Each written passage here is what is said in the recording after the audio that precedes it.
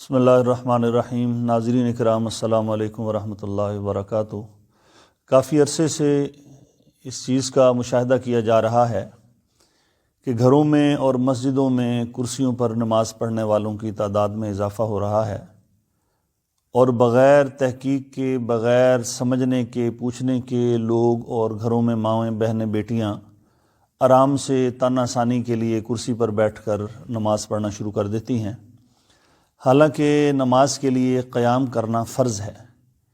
ایسا مریض جس کو صرف جھکنے کے اندر سجدے میں تکلیف ہوتی ہے، اس کے لیے قیام بھی فرض ہے، اس کے لیے نماز میں رکوع بھی فرض ہے۔ اور میں دیکھتا ہوں بازار میں مسجد ہے، لوگ آتے ہیں، موٹر سائیکل پہ آتے ہیں، اپنے شاپنگ کرتے ہیں، سامان اٹھاتے ہیں، لیکن مسجد میں آئیں گے، کرسی آرام سے لیں گے اور کرسی پر بیٹھ کر ہی وہ پوری نماز شروع کرتے ہیں۔ اس سے نماز نہیں ہوتی۔ تو میں اب آپ کو بتاؤں گا کہ ہماری نماز کے اندر وہ کون سی ایسی غلطیاں ہیں جو تقریباً 90% پوری دنیا میں ہم مسلمان کر رہے ہیں۔ یہ دیکھیں کہ یہ کرسی ہے، ایسی کرسی نماز کے لیے ہونی چاہیے۔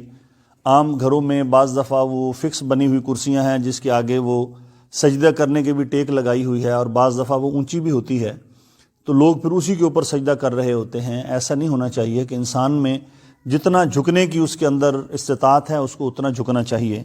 اب یہ دیکھیں، یہ کرسی ہے جس پر نماز پڑھنی ہے۔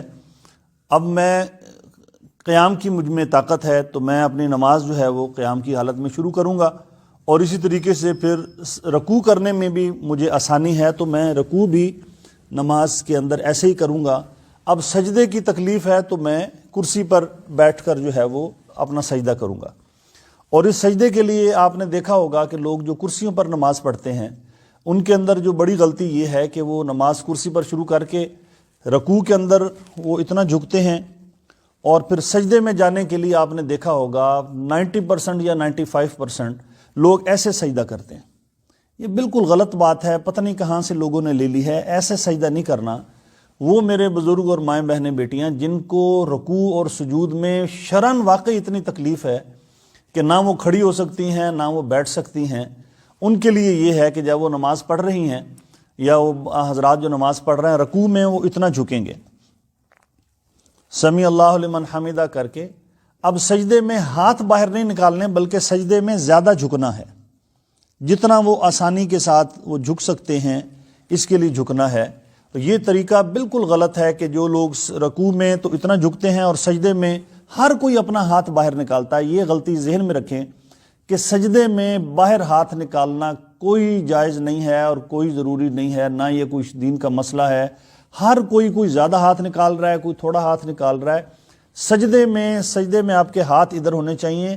رکوع اتنا اگر آپ جھک سکتے ہیں ٹھیک ہے، سمیع اللہ لمن حمیدہ کہہ دیا۔ اب سجدے کے لیے آپ کو زیادہ جھکنا جتنا آپ آسانی کے ساتھ جھک سکتے ہیں۔ اور بعض لوگوں میں، خواتین مردوں میں دیکھا، جس طرح اس کرسی میں آپ دیکھ رہے ہیں نیچے پائپ ہے تو لوگ اسی پائپ کے اوپر ایسے پاؤں رکھ کے وہ آرام سے نماز پڑھ رہے ہوتے ہیں۔ یہ جائز نہیں ہے۔ نماز کے اندر قیام بھی فرض ہے، رکوع بھی فرض ہے، سجدہ بھی فرض ہے۔ تو کرسی پہ وہ میرے مائیں بہنیں بیٹیاں بھائی جتنے بھی ہیں، سب سے پہلے قیام تو ہم سب کر سکتے ہیں۔ جب باہر سے آپ چل کے آ رہے ہیں تو اس کا مطلب ہے آپ قیام کر سکتے ہیں۔ تو آپ کو نماز کے لیے، ہر نماز کی رکعت کے لیے قیام آپ کے لیے فرض ہے۔ کوئی ایسا دوست جس کو جو زیادہ دیر کھڑا نہیں ہو سکتا وہ بے شک تھوڑی دیر بعد بیٹھ جائے، ورنہ ہم آسانی سے کھڑے ہو سکتے ہیں، رکوع بھی کر سکتے ہیں۔ اور سجدے میں جن کو کمر کی یا ٹخنوں کی، گھٹنوں کی شدید تکلیف ہے وہ صرف سجدے میں کرسی پہ بیٹھ کے کریں۔ اور اس کو جو بھی میں نے طریقہ بتایا کہ ہاتھ باہر نہیں نکالنے بلکہ ہاتھ اپنی جگہ پر رکھنے ہیں، اس چیز کا آپ خیال کریں۔ اللہ تعالیٰ مجھے اور آپ کو سن سمجھ کر عمل کی توفیق عطا فرمائے۔ جزاک اللہ خیر۔ اور یہ گزارش ایک اور میں آپ سے کر لوں کہ یہ اس ویڈیو کو آپ آگے شیئر کریں گے۔ یہ اس لیے بنا کے دے رہا ہوں کہ اس کے اندر گھر گھر کے اندر یہی غلطی ہے۔ اس کو ثواب کی نیت سے اس کو آپ نے شیئر کرنا تاکہ ہر گھر کے اندر جو مریض ہیں، جو نماز کرسی پہ پڑھتے ہیں، ان سے گزارش یہ ہے کہ وہ اپنی اس غلطی کو درست کر لیں۔ اور جہاں تک یہ پیغام جا سکتا ہے، کسی ایک کی بھی نماز درست ہوگی میری اور آپ کی نجات کا ذریعہ ہے۔ جزاکم اللہ خیر، وآخر دعوانا الحمد للہ رب العالمین۔